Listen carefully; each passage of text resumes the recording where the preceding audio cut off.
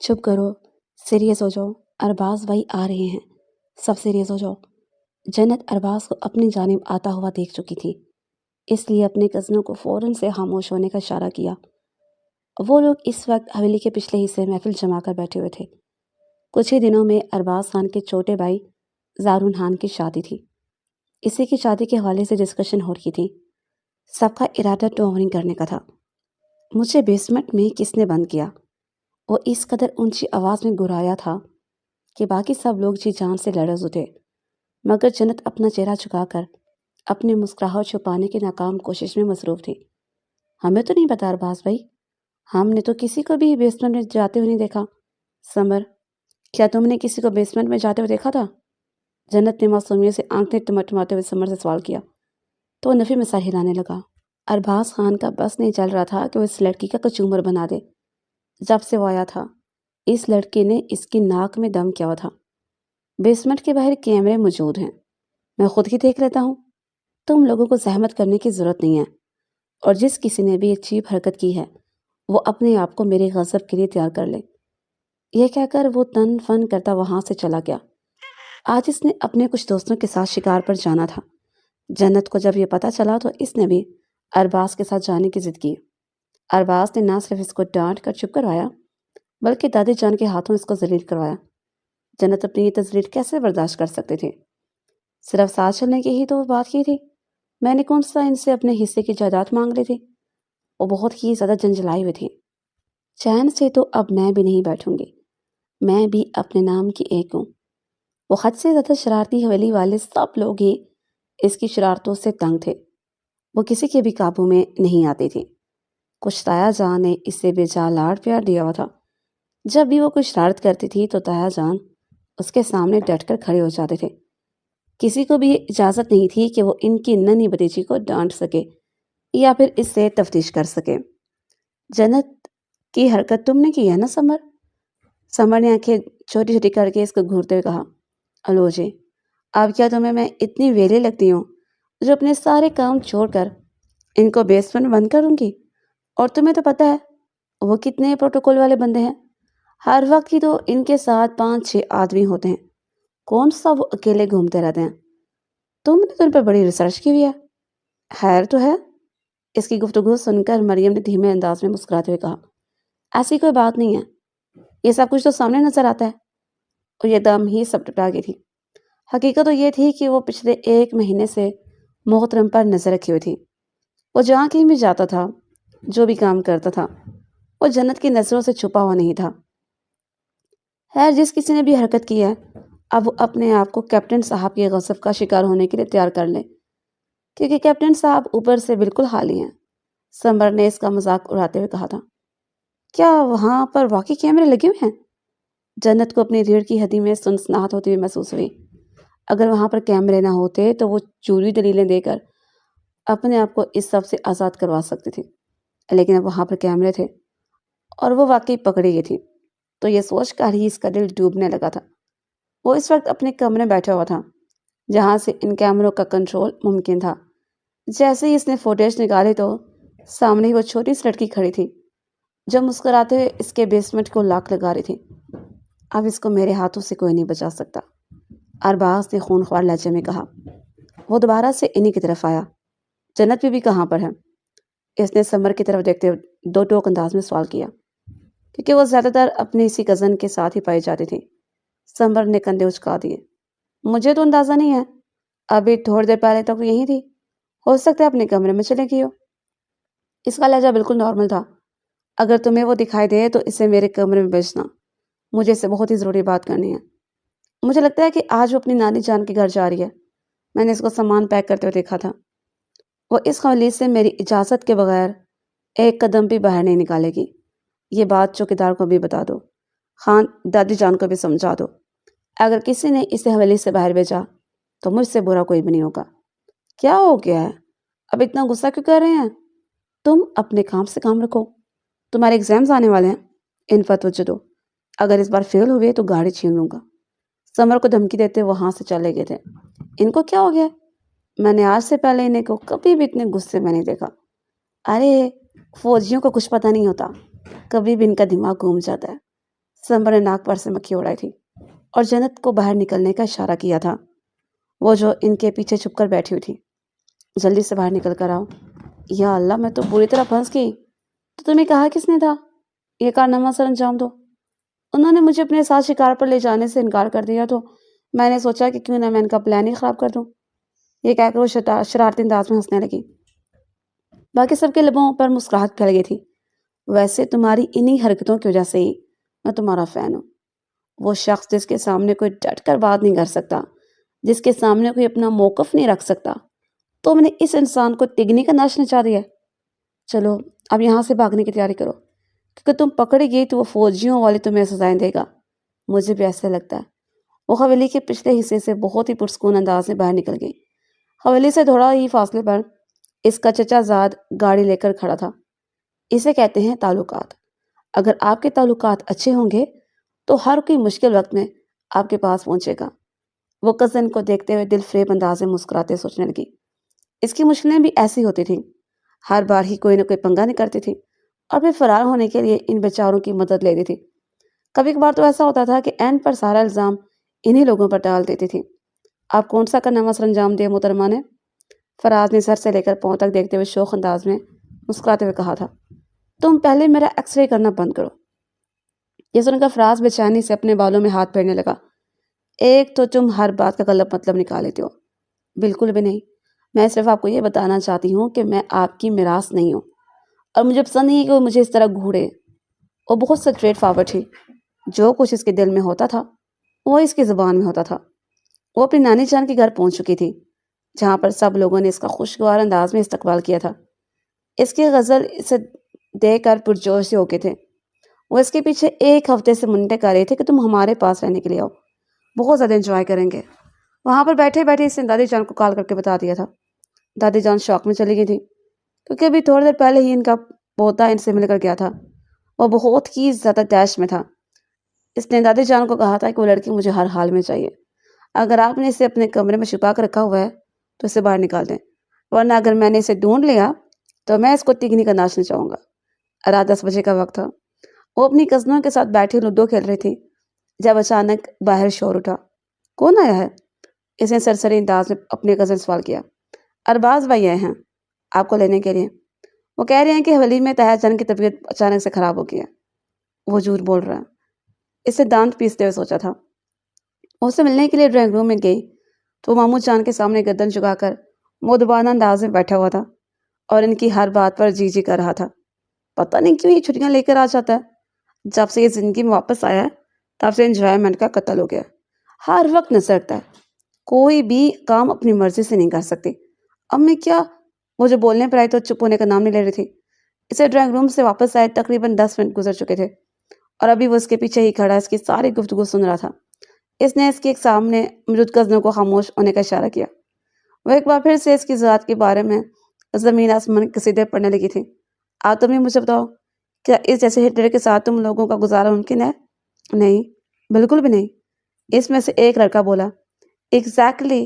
तो फिर सोचो कि मैं कैसे इसके साथ गुजारा कर रही हूँ। इसे देखती हूँ तो मेरा खून जलने लगता है। मोहतरमा, अगर आपकी तकरीर मुकम्मल हो गई हो तो क्या हम वापस चल सकते हैं? जानी पहचानी मर्दाना आवाज़ से सुनकर वो अपनी जगह पर उछल पड़ी थी।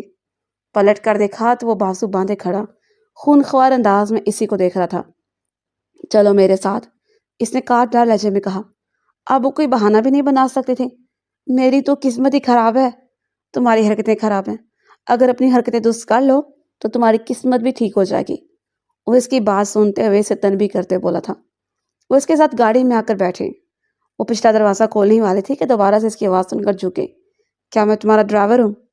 सॉरी, मैं समझी नहीं। क्या मैं तुम्हारा ड्राइवर हूँ? आपकी बात ऊंची आवाज़ में बोला था। नहीं नहीं, इसने कांपते हुए जवाब दिया। तो फिर आगे आकर बैठो। सॉरी, ये कहकर वो खामोशी से फर्स्ट सीट पर आकर बैठ गई थी। वो मुझे आपसे एक बहुत ज़रूरी बात करनी थी। मुझे लगता है कि आपको कोई छोटी सी गलतफहमी हो गई है। अभी तुम कुछ भी नहीं बोलोगी, अभी सिर्फ मैं बोलूँगा। तुमने चुपचाप अपने गुनाह का इतराफ़ ना किया तो तुम्हारी सज़ा तुम्हारी सोच से भी ज़्यादा भयानक होगी। और अगर मैंने इकरार कर लिया तो क्या आप मुझे माफ़ कर देंगे? इसने झट से सवाल किया। नहीं, लेकिन तुम्हारी सज़ा थोड़ी सी कम हो जाएगी। اسے اچھا ہے کہ آپ مجھے بھیانک سزا دیں، مگر میں کبھی اپنے گناہ کا اعتراف نہیں کروں گی۔ اسی وقت ہی اس کے سامنے وہ ریکارڈنگ چلاتی تھی جس میں چھوٹے بچوں کی طرح ہنستے ہوئے کبھی ہاتھ مسلتے اور کبھی چلنے لگتے۔ وہ اس کے بیسمنٹ کا دروازہ بند کرنے کے بعد جشن منا رہی تھی۔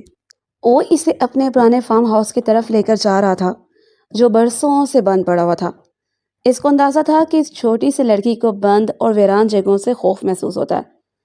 آپ مجھے کہاں پر لے کر جا رہے ہیں؟ اس روڈ پر گاڑی چلانا منع ہے۔ یہ کراچی کی سب سے خطرناک روڈ ہے۔ اس کے بارے مشہور ہے کہ رات کے وقت لوگوں کو یہاں پر چڑیلیں نہ دکھائی دیتی ہیں۔ تم فکر مت کرو، تم سے بڑی چڑیل اس دنیا میں کوئی بھی نہیں ہے۔ یہ سب کچھ ہارر موویز اور یوٹیوب پر موجود ہارر سیریز اور فیکٹس دیکھنے کا نتیجہ تھا۔ جیسے ہی اس نے فارم ہاؤس کے سامنے آ کر گاڑی روکی تو بری طرح بوکھلا گئی۔ اس نے خوفزدہ ہو کر اس دشمن کی جان کی بازو مضبوطی سے پکڑ لی تھی۔ آپ مجھے یہاں پر کیوں لائے ہیں؟ تم سے میں نے پیریڈ کروانی ہے۔ آپ میرے ساتھ مذاق کر رہے ہیں نا؟ بالکل بھی نہیں، میں تمہارے ساتھ مذاق نہیں کر رہا۔ تمہیں لگتا ہے کہ میرا اور تمہارا کوئی مذاق ہے؟ وہ اسے آنکھوں ہی آنکھوں میں زندہ نگلنے کو تیار تھا۔ دیکھیں، آپ جو کچھ بھی کہیں گے میں وہ کروں گی۔ اگر آپ کہیں گے تو میں آپ کے قدموں میں گھیر کر آپ سے معافی مانگ لوں گی، بلکہ میں ساری دنیا کے سامنے چیخ چیخ کر آپ سے معافی مانگوں گی۔ پلیز مجھے چھوڑ دیں، پلیز مجھے یہاں سے جانے دیں۔ وہ اس کی باتوں کو نظر انداز کرتا ہوا گاڑی سے اتر گیا۔ میں نے سنا ہے کہ اس جگہ پر جو زیادہ دیر تک گاڑی میں بیٹھتا ہے تو چڑیل گاڑی میں ہی اس کا گلا گھونٹ دیتی ہے۔ یہ سن کر وہ چیختے ہوئے گاڑی سے باہر نکلی تھی اور پھر اس کے پیچھے چلتے ہوئے فارم ہاؤس کے اندر داخل ہو گئی تھی۔ اس نے ایک کمرے کا دروازہ کھولا، اس چھوٹی سی لڑکی کو اندر جانے کے لیے کہا۔ جیسے ہی وہ کمرے کے اندر گئی، اس نے دروازہ باہر سے لاک کر دیا۔ وہ زور زور سے دروازہ بجا رہی تھی، اس کی منتیں کر رہی تھی، پلیز مجھے باہر نکال لیں، میں وعدہ کرتی ہوں کہ دوبارہ اس طرح حرکت نہیں کروں گی۔ اور روتے دروازے کے سامنے ٹک کر بیٹھ گئی۔ پورا کمرہ اندھیرے میں ڈوبا ہوا تھا۔ گھڑی کی ٹک ٹک کی آواز اس خاموشی میں عجیب سی ہلچل پیدا کر رہی تھی۔ کافی دیر تک وہ چیختے رہی اور پھر بے ہوش ہو کر زمین پر گر پڑی۔ جب اس نے دروازہ کھولا تو فرش پر چٹ لیٹی ہوئی تھی، اس کی گالوں پر میٹھے میٹھے آنسوؤں کے نشانات تھے۔ مجھے امید ہے کہ دوبارہ کبھی اس طرح کی حرکت کرنے سے پہلے تم 100 بار سوچو گی۔ وہ اس کے گالوں کو تھپکتا ہوا عجیب سے انداز میں بولا اور پھر اس کو اپنے بازوؤں میں اٹھا کر اپنے جیب کی طرف بڑھ کیا تھا۔ اس کو یہاں پر لانے کا صرف اور صرف ایک ہی مقصد تھا، اس کو سبق سکھایا جا سکتا۔ ابھی اس کی سزا مکمل نہیں ہوئی تھی، ابھی اس کی سزا کا سیکنڈ پارٹ باقی تھا۔ صبح جب وہ سو کر اٹھی تو اس کے دروازے پر دستک ہوئی۔ گزرے ہوئے لمحات کسی فلم کی طرح اس کی نظروں کے سامنے گھومنے لگے تھے۔ اس نے سچ پٹاتے ہوئے اپنے چاروں طرف دیکھا تو اپنے کمرے موجود تھے۔ اس کے پہلو میں اس کی بڑی بہن سو رہی تھی۔ یا میرے اللہ، میں کب واپس آئی؟ شکر ہے میں واپس آ گئی، ورنہ وہاں پر تو میرا دم ہی گھٹ جاتا۔ اس کی آنکھیں آنسوؤں سے بھیگ گئی۔ ارباز بھائی، آپ نے میرے ساتھ اچھا نہیں کیا، آپ کو اپنے کیے کا حساب دینا ہوگا۔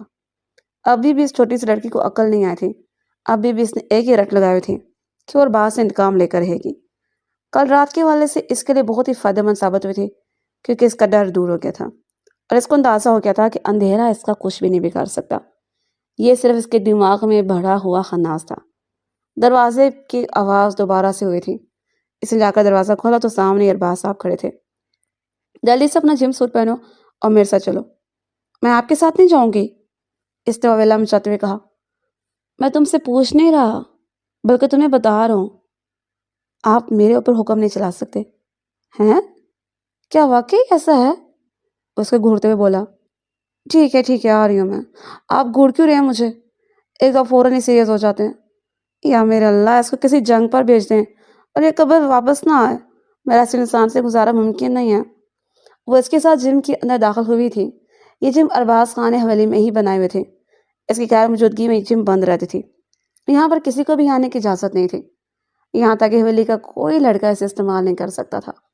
واہ، یہ تو بہت ہی زبردست ہے۔ اب آپ جب یہاں سے جائیں گے تو مجھے اس کی چابی دے کر جائیے گا، میں بھی یہاں پر آیا کروں گی۔ اس نے اشتیاق بھری نظروں سے وہاں پر موجود بڑی بڑی مشینوں کو دیکھتے ہوئے کہا تھا۔ ویسے یہ سب کچھ آپ نے ایک ساتھ کیسے لیا تھا؟ وہ اس کی باتوں کو نظر انداز کرتا ہوا آگے بڑھنے لگا۔ سب سے پہلے تم اپنے آپ کو وارم اپ کرو گی، یہ کہہ کر اس نے چھوٹی سی لڑکی کو کچھ ایکسرسائز بتایا۔ تو بہت ہی آسان ہے، 5 منٹ کے اندر اندر اس کے اوسان ہٹاؤ گے۔ اس کی سانسیں بری طرح پھول گئی تھیں، وہ مکمل طور پر پسینے میں شابور ہو چکی تھی اوف اللہ جی، میں تو مر گئی، مجھ سے یہ سب کچھ نہیں ہو پائے گا محترمہ، ابھی کچھ بھی ہوا ہی نہیں ہے، وہ پراسرار انداز میں اس کو دیکھتے بولا اور پھر اسے رننگ مشین پر بھاگنے کا اشارہ کیا۔ جیسے وہ رننگ مشین پر چڑھی، اس نے سپیڈ ٹیسٹ کر دی۔ تمہیں 15 منٹ تک یہاں پر بھاگنا ہے، میں مر جاؤں گی، خدا کا واسطہ ہے کہ میرے ساتھ یہ ظلم مت کرے۔ ارباز خان نے پکا ارادہ کر لیا تھا، آج وہ اسے سبق سکھا کر رہے گا۔ رننگ مشین پر بھاگنے کے بعد اس نے ایک اور مشین کو استعمال کرنے کا اشارہ کیا۔ جب وہ اس جم سے باہر نکلی تو اس کا پورا وجود کانپ رہا تھا، اسے چلا بھی نہیں جا رہا تھا۔ دیواروں کو پکڑ کر سہارا لے کر وہ آگے کی طرف بڑھ گئی تھی۔ سامنے سے آنے والے وہاب کے ساتھ ٹکراتے بچی۔ اس کا چہرہ پسینے میں تر تھا، بال اس کی گردن کے ساتھ چپکے ہوئے تھے اور کپڑے بھی کسی حد تک اس کے وجود کے ساتھ چپک رہے تھے۔ ارباز نے اسے سختی سے ہدایت کی تھی، سیدھی اپنے کمرے میں جانا، راستے میں کسی کے ساتھ مذاکرات کرنے کے مت بیٹھ جانا، خاص کر اپنے میل کزن کے ساتھ۔ کبھی تمہاری جو حالت ہے، میں نہیں چاہتا کہ کوئی تمہیں اس حالت میں دیکھے۔ آپ ہی تو میرے میل کزن ہیں۔ اس کے منہ سے بے ساختہ پھسلا، مگر وہ چپ ہو گئی۔ خود ان کے لیے سب کچھ جائز ہے، خود جو یہ دل میں کر سکتے ہیں، پابندیاں صرف ہم لوگوں کے لیے ہیں۔ منہ ہی منہ بڑبڑاتے ہوئے باہر نکلے تھے۔ او ہیلو محترمہ، خیریت تو ہے؟ آج تو غضب دہاڑی ہو۔ وہ اس کے وجود کا پراسرار انداز میں دیکھتے مسکراتے بولا، زیادہ فری ہونے کی ضرورت نہیں ہے، سائڈ پر ہو جاؤ، مجھے اپنے کمرے میں جانے دو۔ اس سے پہلے کہ وہاب کچھ کہتا، پیچھے سے آنے والے اپنے بگ برو کو دیکھ کر اس کے باقی کے الفاظ اس کے منہ میں ہی رہ گئے تھے۔ ٹھیک ہے تم جاؤ، میں نے بھی ایک ضروری کام کے سلسلے میں نکلنا ہے۔ یہ کہہ کر وہ لمبے لمبے ڈگ بڑھتا وہاں سے چلا گیا۔ میں نے تمہیں کیا کہا تھا، راستے میں کسی سے بھی مذاکرات نہ کرنا، وہ اس کو آڑے ہاتھوں لیتے ہوئے بولا تھا۔ آپ پلیز مجھے اب اس کی سزا دیجیے گا۔ مجھ میں ذرا بھی ہمت نہیں ہے کہ یہ کہہ کر وہ زمین پر ہی بیٹھ گئی تھی اور اس نے چھوٹے بچوں کی طرح رونا شروع کر دیا۔ ارے کیا ہو گیا ہے؟ مت ماری گئی ہے میری، جو میں نے اس کو لینے کا فیصلہ کر لیا تھا۔ اسے چاہتا کہ اپنی نانی جان کے پاس رہ لیتی، کم از کم وہاں پر مجھ پر کوئی ظلم کرنے والا تو نہیں تھا۔ خیر یہاں پر بھی سب لوگ مجھ سے بہت محبت کرتے ہیں سوائے آپ کے۔ اس سے پہلے کہ وہ مزید کچھ کہتے، اگلے ہی لمحے اس نے اسے اپنے بازو میں اٹھا لیا۔ وہ بری طرح سے سٹپٹا گئی تھی، اس کے گمان بھی نہیں تھا کہ وہ اس طرح کی حرکت کرے گا۔ یہ آپ کیا کر رہے ہیں؟ اس نے کانپتے ہوئے لہجے میں سوال کیا۔ دادی کہتے ہیں کہ نامحرم کے پاس چپ کر جاؤ، اب مجھے تمہاری آواز سنائی نہ دے۔ اب اگر ایک لفظ اپنے منہ سے نکالا تو زبان کاٹ ڈالوں گا۔ اب وہ چپ ہو گئی تھی۔ اسے اس کے کمرے کے دروازے کے سامنے کھڑا کرنے کے بعد وہ وہاں سے چلا گیا تھا، جبکہ وہ ابھی تک اس کے لمس کو اپنے وجود پر محسوس کر رہی تھی۔ یا میرے اللہ، میں نے کیا کر دیا؟ کیا مجھ سے کوئی بہت بڑا گناہ ہو گیا ہے؟ شٹ یار، ایسا نہیں ہونا چاہیے تھا۔ وہ بے چینی سے اپنے کمرے کے اندر داخل ہوئی۔ وہ کوئی بھی ایک بات اپنے پیٹ میں نہیں رکھ سکتی تھی، ہر بات اپنی بڑی بہن کو بتاتی تھی۔ جب یہی بات اس نے علم کو بتائی تو وہ اپنی مسکراہٹ دبانے کی کوشش میں ہلکانے لگی۔ تم ہنس کیوں رہی ہو؟ وہ اس لیے کیونکہ مجھے تمہاری نادانی پر ہنسی آ رہی ہے۔ کیا مطلب ہے تمہارا؟ محترمہ، وہ آپ کے شوہر نامدار ہیں۔ تم میرے ساتھ مذاق کر رہی ہو نا؟ بچپن میں ہی آپ کا اس کے ساتھ نکاح ہو گیا تھا، پھر بعد میں جب ماما بابا کا ایکسیڈنٹ ہوا تو آپ ان کے ساتھ ہی تھی۔ آپ کے سر پر چوٹ لگنے کی وجہ سے آپ کی یادداشت چلی گئی تھی۔ دادی جان نے پھر یہ فیصلہ کیا تھا کہ وہ ابھی آپ کو اس نکاح کے بارے میں نہیں بتائیں گی۔ دیکھو آج 5 اپریل ہے، اپریل فول کب کا چلا گیا ہے اور تم مجھے 5 اپریل کو اپریل فول بنا رہی ہو؟ وہ غراتے ہوئے بولی تھی۔ اگر تم سوچتی ہو کہ میں تمہاری جیسی ہوں تو یہ تمہاری سب سے بڑی غلط فہمی ہے، اور تمہیں بیوقوف بنانے کی کیا ضرورت ہے؟ تم بچپن سے ہی بہت بیوقوف ہو۔ یہ الگ بات ہے کہ جب اپنے آپ کو اوور سمارٹ سمجھتی ہو۔ اگر مجھ پر یقین نہیں آ رہا ہے تو دادی جان سے پوچھ لو۔ ہاں لیکن ان کے پاس جانے سے پہلے اپنا حلیہ تھوڑا سا چینج کر لو، کہیں ایسا نہ ہو کہ آپ کی سیاں جی کا دل ایک بار پھر سے دگمگانے لگے۔ وہ اس وقت دادی جان کے کمرے میں بیٹھی اور ویلا مچا رہی تھی۔ آپ لوگوں کو مجھ پر ظلم کرتے ہوئے ذرا بھی ترس نہیں آیا؟ کیا آپ ایک نظر مجھ پر ڈالیں اور ایک نظر اس انسان کو دیکھیں اور مجھے بتائیں، کیا ہم لوگوں کوئی میل جول ہے؟ بالکل بھی نہیں۔ وہ مجھ سے عمر میں 8 سال بڑا ہے اور وہ بہت ہی زیادہ خڑوس ہے۔ اس کو تو پیار و محبت کی ڈیفینیشن بھی نہیں پتہ ہوگی۔ وہ تو ٹھیک طرح سے بات بھی نہیں کر سکتا۔ رومانس کے ساتھ تو اس کا دور دور کا کوئی ناتا نہیں ہوگا۔ مجھے ایک رومانٹک بندہ چاہیے تھا، ایک خڑوس بندہ نہیں۔ میں اسے شادی نہیں کروں گی۔ یا اللہ مجھے صبر عظیم عطا فرما۔ دیکھو جنت، میری بات سنو، دادی جان نے اس کے ہاتھوں پر اپنے ہاتھ رکھتے ہوئے کہا۔ میں آپ کی ہر بات سننے اور ماننے کو تیار ہوں، مگر پلیز دادی جان اس انسان سے میری شادی نہ کروائیں۔ تم لوگوں کا نکاح ہو چکا ہے اور ہمارے خاندان میں نکاح یا منگنیاں ٹوٹا نہیں کرتی ہیں۔ تم سب سے پہلے اپنی بڑی بہن کو یہاں پر بھیجو۔ میں اس سے پوچھتی ہوں کہ آخر تمہیں اتنی جلدی بتانے کی کیا ضرورت ہے؟ دادی جان وہ ہٹلر سے کم نہیں ہے، بلکہ ایسا کہنا چاہیے کہ وہ ہٹلر ہے۔ دادی جان کیا آپ نے مجھے بلایا؟ وہ کافی دیر سے کمرے کے دروازے پر کھڑا تھا، اس کی گفتگو سن رہا تھا۔ ہاں آ جاؤ، یہ تم سے ایک بہت ہی ضروری بات کرنی ہے، اور تم یہاں سے جاؤ۔ انہوں نے اسے وہاں سے نکلنے کا اشارہ کیا۔ اس کا منہ حیرت سے کھلے کا کھلا رہ گیا۔ اس نے آنکھوں ہی آنکھوں میں اس دشمن جان کو اشارہ کیا۔ اس کا اشارہ سمجھتے ہوئے وہ اپنی گردن جھکا گیا اور اپنی مسکراہٹ دبانے کی کوشش کرنے لگا۔ میں آپ سے شادی نہیں کروں گی۔ اس کے قریب سے گزرتے وہ سرگوشی نما آواز میں بولی، مجھے بھی کوئی شوق نہیں ہے۔ وہ بھی اسی کے انداز میں بولا۔ وہ کمرے سے نکل کر جا چکی تھی۔ اس نے ایک نظر پلٹ کر اس کی پشت کو دیکھا اور پھر دادی جان کے ساتھ ان کے بیڈ پر ہی بیٹھ گیا۔ تم اس بچی کو اتنا کیوں پریشان کرتے ہو؟ میں نے کیا کیا؟ زندگی ضابطہ میری اس نے بنا دی ہے۔ یوں لگ رہا ہے جیسے زندگی سے سکون ہی ختم ہو گیا۔ مجھے بتائیں کہ اتنی شرارتیں کون کرتا ہے؟ آپ نے تو مجھے کہا تھا کہ وہ بہت ہی سلجھی ہوئی اچھی لڑکی ہے۔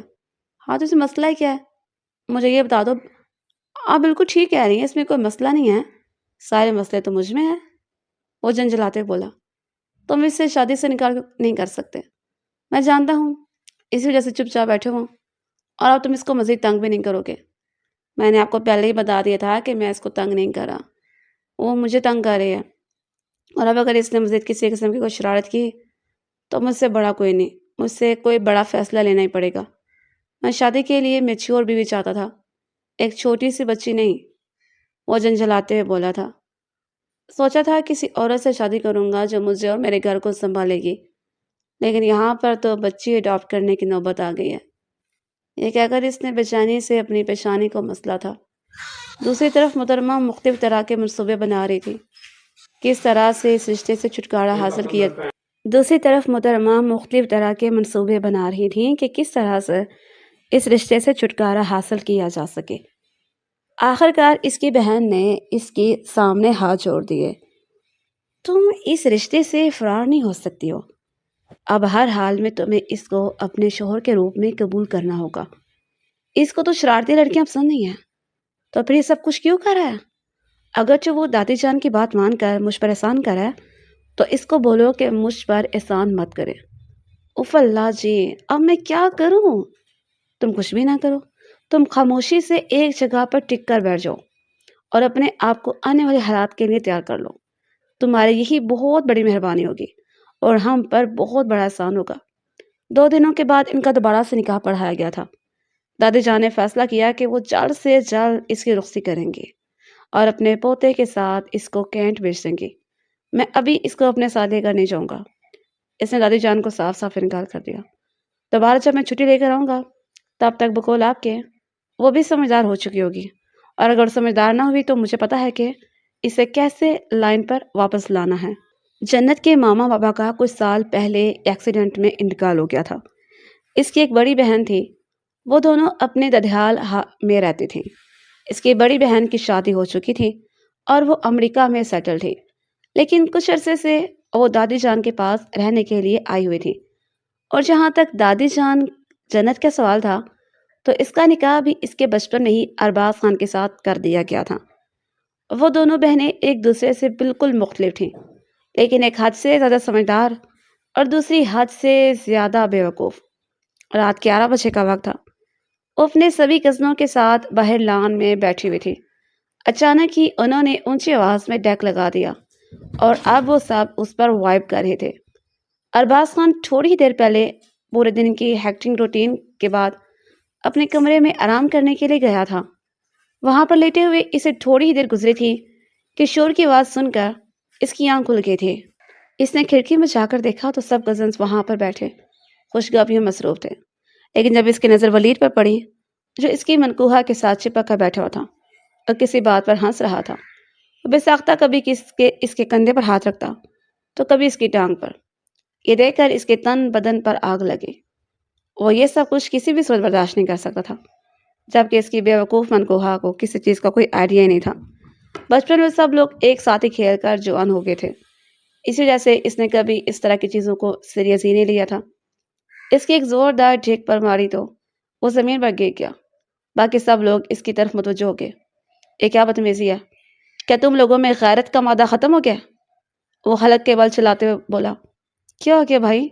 आप इतना ओवर रिएक्ट क्यों कर रहे हैं? वलीद ने भी बात मुकम्मल ही की थी कि वो इसको धमकी देते हुए बोला, तुम तो मुझसे कल सुबह ताया जान के कमरे में आकर मिलो। मैं इनको तुम्हारे करतूतों के बारे में बताता हूँ।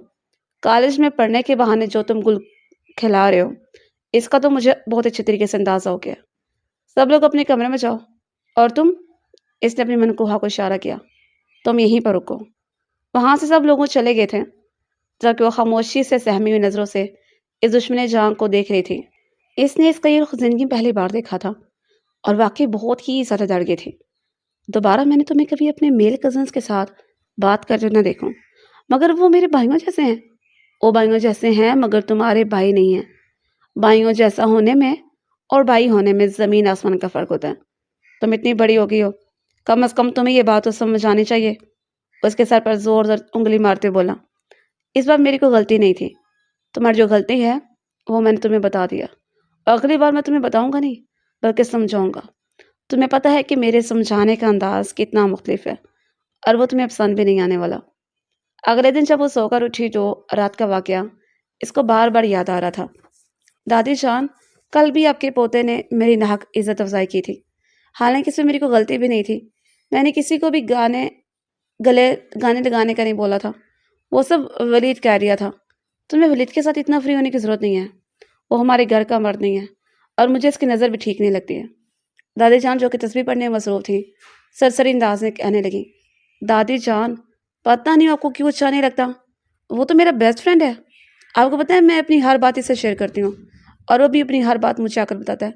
लड़की, अगर बड़े किसी बात से समझाएं तो बहस नहीं करनी चाहिए, बल्कि बात मान लेनी चाहिए। इंसान बहुत सारी मुश्किलों में गिरफ्तार होने से बच जाता है। खैर, मैं पहले इनसे अपना हिसाब किताब तो बराबर करूँ और फिर इसके बाद इनकी सारी बातें मान लिया करूँगी। दादी जान ने इससे बताया कि आज इसके शोहर की एक बहुत ही इंपॉर्टेंट मीटिंग है। अच्छी बीवियों की तरह शोहर के लिए दुआ करो और नमाज भी पढ़ना स्टार्ट करो। थोड़ा सा दिन की तरफ भी आओ। इनकी सारी हिदायतें सुनकर वो इनके कमरे से बाहर निकले तो इसके लबों पर शैतानी मुस्कुराहट फैले हुए थे। तुम्हारे साहब कहाँ हैं? इसने ड्राइवर से सवाल किया। साहब जी तो हवेली के पिछले हिस्से में अपने दोस्तों के साथ बैठे हुए हैं। अरबाज इसी जगह पर मौजूद था, थोड़ा साइड होकर खड़ा था, इसी वजह से इसको देख नहीं पाई। अरबाज के कहने पर ड्राइवर ने झूठ बोला था। ये लो 5,000, ये बात हम दोनों के बीच में रहनी चाहिए। अरबाज ने ड्राइवर को इशारा किया तो इसने हाँ में सर हिला दिया। उसकी गाड़ी का टायर पंक्चर करने के लिए नीचे बैठ गई। आज इस चंगेज़ खान को मैं वो सबक सिखाऊंगी को सारी ज़िंदगी याद रखेगा। अपना काम मुकम्मल करके जैसे वो पलटी तो सामने ही खड़ा था। पता नहीं कैसे इसको जन्नत की हरकतों के बारे में पता चल जाता था। वो हर जगह बोतल किचन की तरह हाजिर हो जाता। सबक तो मैं तुम्हें सिखाऊंगा कि मुझे अंदाज़ा हो गया कि तुम इस तरह से मानने वाली नहीं होगी। जब सीधी इंग्लिश से घी ना निकले तो उंगली टेढ़ी करनी ही पड़ती है। एक हफ्ते के बाद मेरी छुट्टी ख़त्म हो जाएगी। इस बार मैं अकेला नहीं जाऊँगा, बल्कि तुम भी मेरे साथ जाओगी। शादी की तैयारियां शुरू करो। ये कहकर इसके प्यार से गालों खींचता हुआ वो हाथ से चला गया। हवेली में पहले से ही शादी की तैयारियां हो रही थी, मगर इस छोटी सी लड़की को बताया नहीं गया था। हाँ, इस पर यह एहसान किया गया था कि इसने लहंगा अपनी मर्जी से लिया था। वो दुल्हन बनी इसके कमरे में बैठी हुई थी जब वो मजबूती से कदम उठाता हुआ कमरे के अंदर दाखिल हुआ। मेरे बेड से उठो और सोफे पर जाकर सो जाओ, उसे निगाहें चुराते हुए बोला। देखिए अरबाज भाई, ये मेरा बेड है। पहले तुम ये डिसाइड कर लो कि तुमने निकाह मकरूह करके मुझे अपना भाई बनाना है या फिर मुझे अपना शोहर बनाना है। दोनों चीज़ें एक साथ में किसी भी सूरत बर्दाश्त नहीं कर सकता। इसके तंज़िया अंदाज पर जन्नत को शिद्दत से अपनी गलती का एहसास हुआ। वो सटपटा गई थी और दाएं बाएं देखने लगी। मैं यहाँ से नहीं उठूँगी, ये कहकर वो बेड पर फैल कर लेट गई। तो ठीक है, मैं अब यहीं पर सो जाता हूँ, ये कहकर वो इसके साथ ही सो गया। इससे अपना सर जन्नत के बाजू पर रख दिया, जिससे बुरी तरह बुखला की थी। आप मेरे साथ फ्री मत हो। अगर तुम्हारे साथ फ्री नहीं होगा तो क्या मोहल्ले की औरतों के साथ फ्री होगा? और अगर मैं ऐसा करूँगा तो तभी तुम्हें मसला होगा कि मेरा शोहर दूसरी औरतों के साथ मुंह मारता है। ये कहकर इसने इसका कंधा पकड़कर इससे अपनी जानिब खींचा और इसकी आंखों में देखते हुए जज्बात से चूर लहजे में बोला, आप तो मेरी बीवी बन चुके हो और तुम्हें पता है कि बीवियों का क्या काम होता है? इसने नफी में सर हिलाया। اس کی حالت ایسی تھی جیسے کاٹو تو بدن میں لہو نہیں۔ بیویوں کا کام یہ ہوتا ہے کہ اپنے شوہر کے حکم پر سر جھکا دے اور اپنے شوہر کو خوش کرنے میں کوئی کسر نہ چھوڑے۔ وہ اس کے کان میں جھکتا ہوا اس کے روح تک منجمد کر گیا تھا۔ ہر ابھی اٹھو اور چاہ کر چینج کرو، پھر میں نے بھی فریش ہونا ہے۔ جیسے اس نے چھوٹی سی لڑکی کو آزاد کیا تو بجلی کی تیزی سے واش روم میں گھس گئی۔ جب وہ باہر نکلی تو خاموشی سے جا کر صوفے پر لیٹ گئی۔ اس کی فرمانبرداری پر اس نے بے ساختہ سر جھٹکا اور خود بھی فریش ہو کر اپنے بیڈ پر آ کر لیٹ گیا۔ پورا دن ادھر ادھر بھاگنے کی وجہ سے اسے جلدی نیند آ گئی تھی۔ اس کے ہراٹوں کی آواز پورے کمرے میں گونج رہی تھی۔ جنت کے لیے سونا مشکل ہو گیا۔ تھوڑی دیر کے بعد اس کا کندھا زور سے پکڑ کر ہلانے لگی۔ اسے اندازہ نہیں تھا کہ جب ایک بار ارباز کی آنکھ کھل جاتی ہے تو دوبارہ سے نیند نہیں آتی اور پھر پوری رات اس کے جاگتے ہوئے نکل جاتی ہے۔ اب وہ اپنی لال آنکھیں کھول کر اس کو گھورتے ہوئے بولا، کیا مسئلہ ہے؟ کیوں پریشان کر رہی ہو؟ آپ خراتے لینا بند کر دیں، مجھے نیند نہیں آ رہی ہے۔ اس نے منہ بناتے ہوئے کہا تھا، یا میرے اللہ مجھے صبر عظیم عطا فرما۔ اپنا کام کر کے وہ صوفے پر جا کر سو گئی تھی۔ تھوڑی دیر گزری تھی، اس کا کنڈا پکڑ کر اس کو ہلانے لگا، مجھے نیند نہیں آ رہی ہے، میرے ساتھ باتیں کرو، آپ بہت بوڑھے ہیں۔ جنت کو اندازہ ہو گیا تھا کہ اس نے جنت سے اپنا بدلہ لیا ہے۔ اب اس کے سامنے بیٹھی نیند سے جھول رہی تھی اور واضح سے جو بھی سوال کر رہا تھا وہ اس کے سوالوں کا الٹا جواب دے رہی تھی۔ تمہیں میں کیسا لگتا ہوں؟ آپ بہت ہی ہاٹ اور بہت ہی ہینڈسم ہیں، مگر آپ بہت کھڑوس ہیں، اس نے منہ بناتے ہوئے جواب دیا تھا اور اپنا سر اس کے کندھے پر رکھ دیا تھا۔ وہ بس جانتی تھی کہ اسے کوئی جگہ مل جائے جس کا سہارا لے کر وہ سو سکے، اور اس سے پہلے 2 الفاظ پر ارباز مسکرا دیا تھا، لیکن پھر جب اس نے اپنے لیے خروس کا لفظ سنا تو بہت مزہ ہوا۔ تمہیں کس طرح کے لڑکے پسند ہیں؟ تو رومانٹک لوگ پسند ہیں، اس نے دھیمے انداز سے مسکراتے ہوئے کہا۔ اس کی مسکراہٹ دیکھ کر ارباز کا دل زور زور سے دھڑکا تھا۔ وہ لڑکے بلا شبہ حسین تھے، اس میں کوئی شک نہیں تھا۔ مجھے بھی ذمہ دار لڑکیاں پسند ہیں، تم جیسے شرارتی لڑکیاں نہیں، اس کے ناک دباتے ہوئے بولا۔ مجھ جیسی لڑکیوں کو حاصل کرنے کے لیے لوگ ترستے ہیں۔ یہ کہہ کر اس نے اپنا سر ارباز کی گود میں رکھ دیا تھا اور گہری نیند کی وادیوں میں اتر لگی۔ اب اس کے چھوٹے چھوٹے خراتوں کی آواز کمرے میں گونج رہی تھی، جبکہ ارباز اس کے بالوں میں خاموشی سے انگلیاں پھیر رہا تھا۔ تم اتنی بوڑھی بھی نہیں ہو، بس تمہیں تھوڑا سا ٹرین کرنا پڑے گا۔ یہ کہہ کر اس کے ماتھے بوسہ دی اور خود بھی بیٹھ کے سا ٹیک لگا کر لیٹ گیا۔ حیرت انگیز طور پر زندگی میں پہلی بار اسے آدھی رات کے وقت جاگنے کے بعد دوبارہ سے نیند آ گئی تھی۔ صبح جب وہ اٹھی تو وہ اس کے بازو میں موجود تھی۔ ہائے اللہ، میں یہاں پر کیا کر رہی ہوں؟ وہاں سے بھاگنے لگی تھی جب ارباز نے اسے کھینچ کر دوبارہ سے خود میں چھپا لیا۔ تم اپنی جگہ پر موجود ہو۔ اگلے دن وہ اس کو لے کر اپنے ساتھ چلا گیا تھا۔ اس کو سختی سے ہدایت کی تھی کہ کوارٹر کے اندر ہی رہنا اور جب تک میں اجازت نہ دوں کوارٹر سے باہر نہیں نکلنا۔ میں نے سرکار سے بات کی ہے، کچھ دنوں میں میرا بنگلہ فائنل ہو جائے گا اور پھر ہم وہاں پر شفٹ ہو جائیں گے۔ حویلی والوں نے ارباز صاحب کو خاص ہدایت کی تھی کہ اس چھوٹی سی لڑکی کا بہت زیادہ خیال رکھے، اور جہاں تک اس رشتے کا سوال تھا تو اس کو جان بوجھ کر تھوڑا سا ٹائم دے رہا تھا کہ وہ اپنے آپ کو ذہنی طور پر تیار کر لی۔ وہ کھانا بنانا نہیں جانتی تھی، اس لیے صبح کے وقت وہ خود اپنے ہاتھوں سے اس کے لیے ناشتہ بناتا اور پھر رات کے وقت وہ کھانا باہر سے لے آتا تھا۔ جہاں تک صفائی کا سوال تھا تو ہر 2 دنوں کے بعد کام والی ماسی کو بلاتا تھا جو آ کر سارے کوارٹر کی صفائی کر جاتی تھی۔ تھوڑے ہی دنوں کے بعد وہ اپنے لیے اسے لے کر اپنے بنگلے میں شفٹ ہو گیا تھا۔ وہ کمرے میں ڈرائنگ بنا رہی تھی کہ اچانک سے کمرے کے اندر داخل ہوا۔ اس نے فوراً سے وہ ڈرائنگ چھپا لی۔ کیا بنا رہی تھی؟ مجھے بتاؤ۔ جیسے اس نے کپڑا ہٹایا تو اس کے لبوں پر مسکراہٹ بکھر گئی، کیونکہ وہ کسی اور کا نہیں بلکہ اس کا اسکیچ بنا رہی تھی جس میں وہ کلر کر رہی تھی۔ مطلب محترمہ بھی مجھ میں انٹرسٹڈ ہیں؟ وہ اس کے دونوں بازوؤں کو پکڑ کر اپنی جانب موڑتے بولا، جی نہیں، ایسی کوئی بات نہیں ہے، اس نے نگاہیں چراتے ہوئے کہا۔ حقیقت تو یہ تھی کہ اب وہ نہ چاہتے ہوئے بھی اس دشمنی جان کی ذات میں دلچسپی لینے لگی تھی جو اس کا خیال کسی چھوٹے بچے کی طرح رکھ رہا تھا۔ ادھر وہ فرمائش کرتی تھی اور ادھر اس کی فرمائش پوری کر دیتا تھا۔ نہ تو اب اس کو ڈانٹتا تھا اور نہ پہلے کی طرح سختی کرتا تھا۔ مجھے تو لگا تھا کہ آپ بہت ہی زیادہ خروش ہوں گے، اس نے ہچکچاتے ہوئے کہا۔ میں واقعی بہت ہی زیادہ خروش ہوں، لیکن پتہ نہیں کیوں جب تمہارے ساتھ ہوتا ہوں تو دل خود بہت ہی نرم پڑ جاتا ہے۔